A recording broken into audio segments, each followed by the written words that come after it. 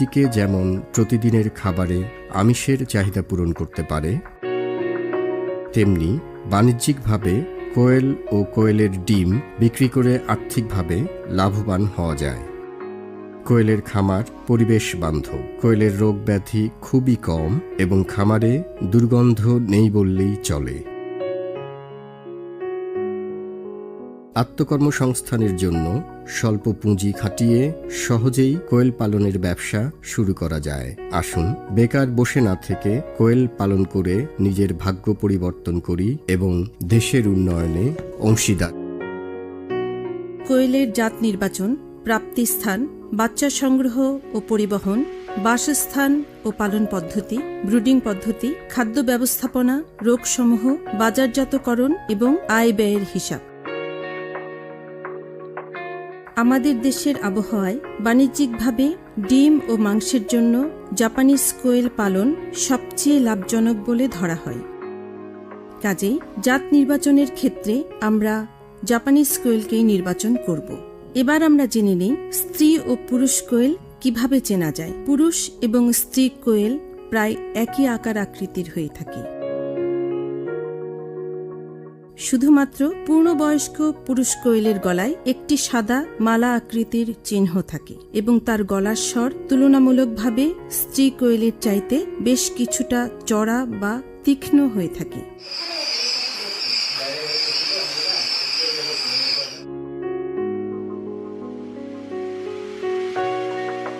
Japanese কোয়েল 6 থেকে 7 সপ্তাহ বয়সে ডিম পাড়ার উপযোগী হয়।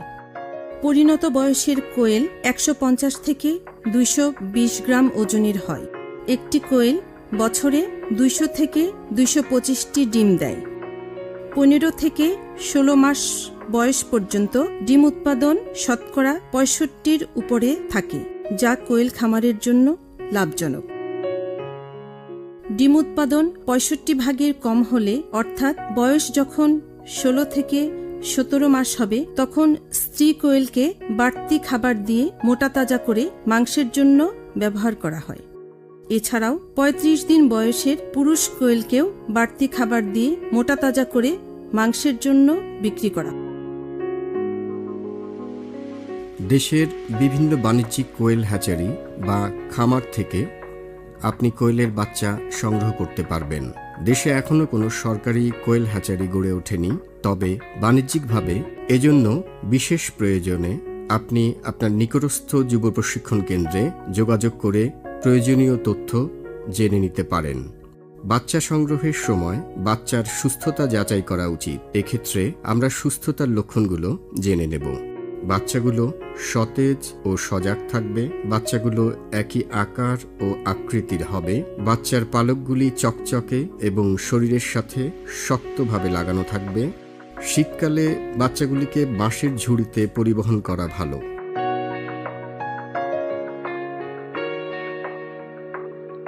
এবং গরমকালে ক্র্যাট অথবা বক্সের মাধ্যমে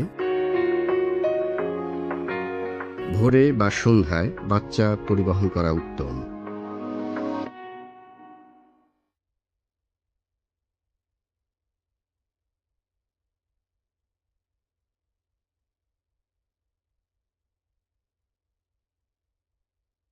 পর্যাপ্ত খোলামেলা অবস্থায় বাচ্চা পরিবহন করতে হবে। কোনো অবস্থাতেই বাচ্চাকে আবদ্ধ রাখা যাবে না।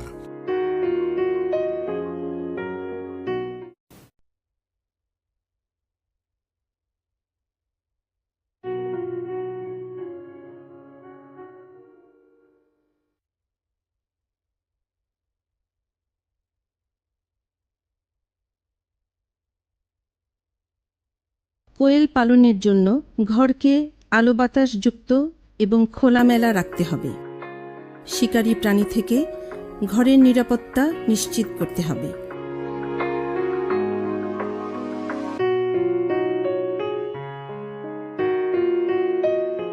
সংক্রামক রোগ বিস্তারকারী প্রাণী যেমন হাঁস, মুরগি, কুকুর, বিড়াল, ইঁদুর, বেজি ইত্যাদি থেকে ঘর অর্থাৎ পুরো খামারটিকে সুরক্ষিত করতে হবে। এবার আমরা জানব কোয়েল পালন পদ্ধতি। আমাদের দেশে সাধারণত মেঝে ও খাঁচা পদ্ধতিতে কোয়েল পালন করা হয়ে থাকে। মেঝেতে কোয়েল পালনের জন্য 3 থেকে 4 ইঞ্চি পুরো করে তুষ বিছিয়ে দিতে হবে, অথবা মেঝেতে কাঠের গুঁড়োকেও বিছানা হিসাবে ব্যবহার করা যায়। কোয়েল পালনের জন্য জায়গার পরিমাণ: প্রতি 1 বর্গফুট জায়গায় ছোট অবস্থায় 8 থেকে 10টি বাচ্চা এবং প্রাপ্তবয়স্ক 4 থেকে 5টি কোয়েল পালন করা যায়।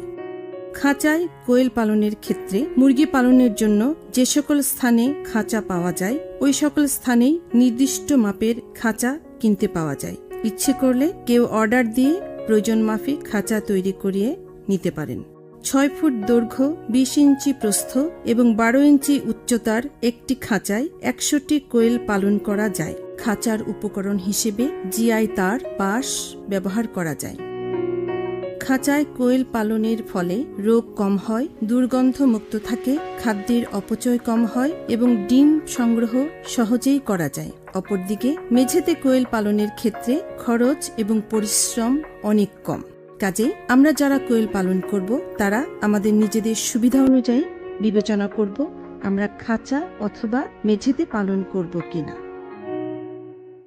কোয়েলের বাচ্চাকে সঠিক নিয়মে কৃত্রিমভাবে তাপ দিয়ে লালন পালন করাকে ব্রুডিং বলা হয়। সাধারণত 4 সপ্তাহ বয়স পর্যন্ত তাপ দেয়া হয়, তবে আবহাওয়ার উপর এই তাপ দেওয়ার সময় নির্ভর করে। যেমন গ্রীষ্মকালে 1 থেকে 2 সপ্তাহ এবং শীতকালে 4 সপ্তাহ ব্রুডিং করাই উত্তম।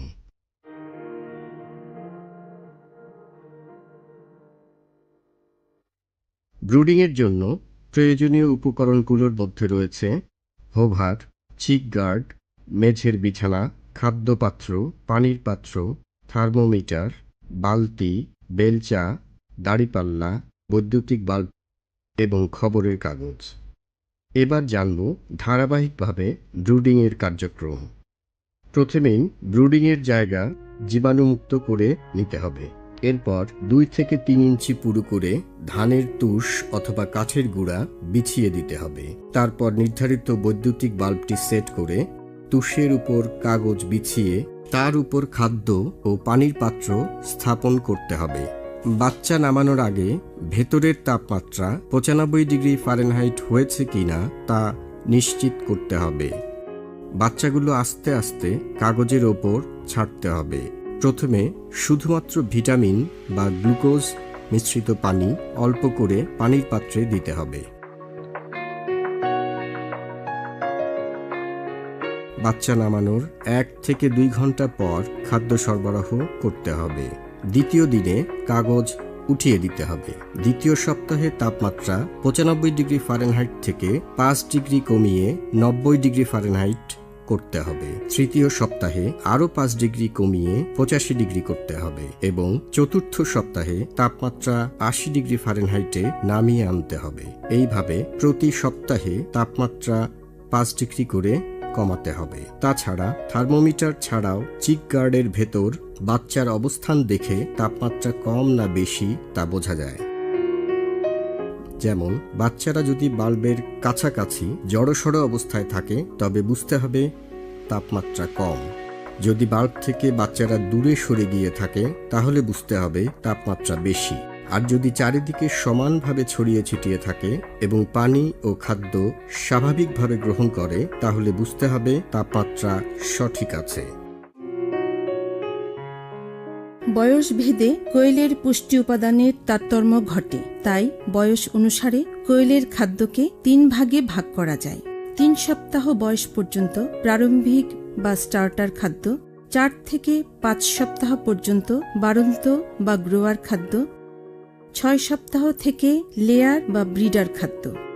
আমরা এখন জেনে নিব কোয়েলের খাদ্য কি কি উপকরণ দিয়ে তৈরি করা যায়। কোয়েলের খাদ্যে ব্যবহৃত উপকরণ: ভুট্টা ভাঙা, চালের গুঁড়া, শুটকি মাছের গুঁড়া, তিলের খোল, ভিটামিন ও খনিজের মিশ্রণ, লাইমস্টোন, সামুদ্রিক ঝিনুকের খোসাচূর্ণ এবং লবণ। খাদ্য নিজেরা তৈরি করলে উপকরণসমূহে ভেজাল থাকার সম্ভাবনা থাকে এবং সুষমভাবে মিশ্রণ করা অনেক ক্ষেত্রেই সম্ভবপর হয় না। এজন্য বাজারে সহজলভ্য বিভিন্ন কোম্পানির খাবার সংগ্রহ করা যেতে পারে। আমরা জেনে নেই প্রাথমিক পর্যায়ে কোয়েল পাখিকে কিভাবে খাবার দেওয়া হয় এবং কিভাবে পানি দেওয়া হয়ে থাকে। প্রথম সপ্তাহে খবরের কাগজ বিছিয়ে তার উপর প্রতিটি কোয়েলের বাচ্চার জন্য 3 থেকে 5 গ্রাম হিসেবে খাদ্য ছিটিয়ে দিতে হবে। প্রথম 3 দিন 1 লিটার পানিতে 1 গ্রাম গ্লুকোজ মিশিয়ে দিতে হবে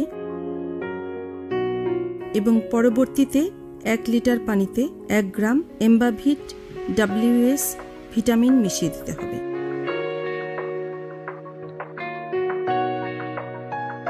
আমরা এবার জানব বয়স অনুযায়ী প্রতি সপ্তাহে কোয়েলকে কতটুকু পরিমাণ খাবার দিতে হবে।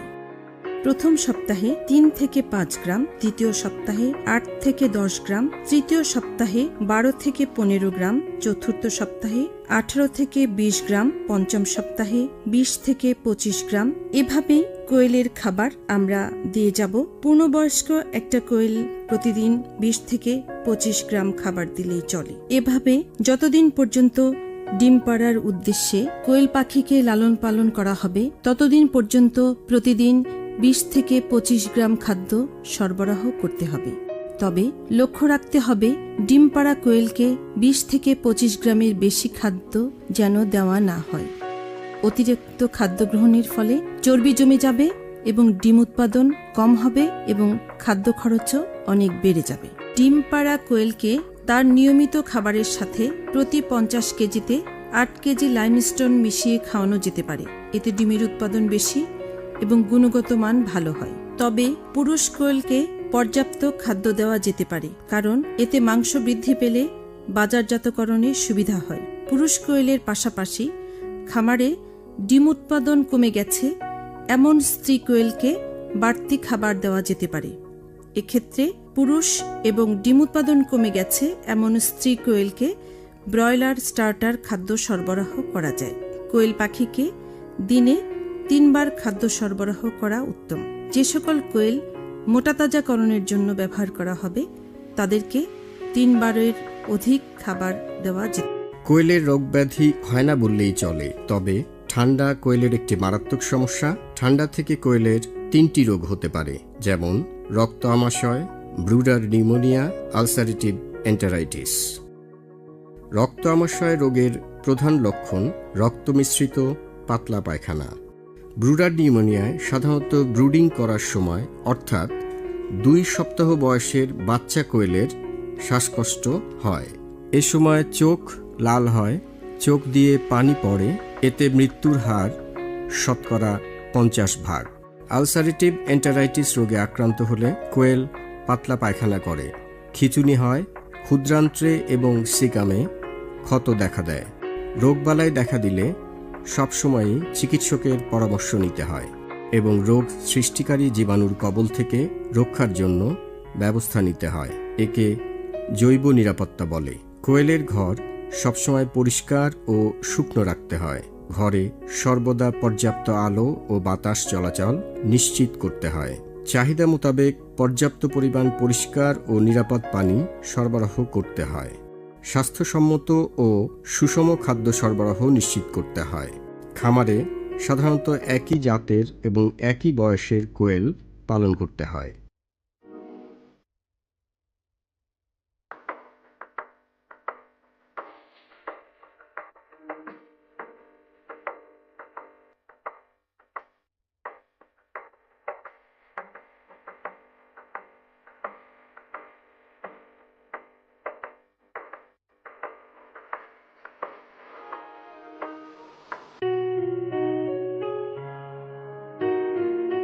মৃত কোয়েলকে খামার থেকে একটু দূরে নিয়ে মাটি চাপা দিতে হয়।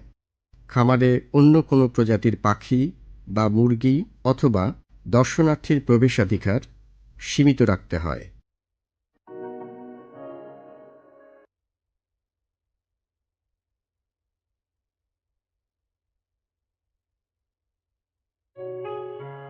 কোয়েলের ডিম ও মাংস খুবই সুস্বাদু, ফলে বর্তমানে বাজারজাতকরণে তেমন কোনো সমস্যা হয় না। কোয়েল পালন একটি লাভজনক ব্যবসা। স্বল্প পুঁজিতে আত্মকর্মসংস্থানের জন্য বেকার যুবক ও যুব নারীরা কোয়েল খামার স্থাপন করতে পারেন।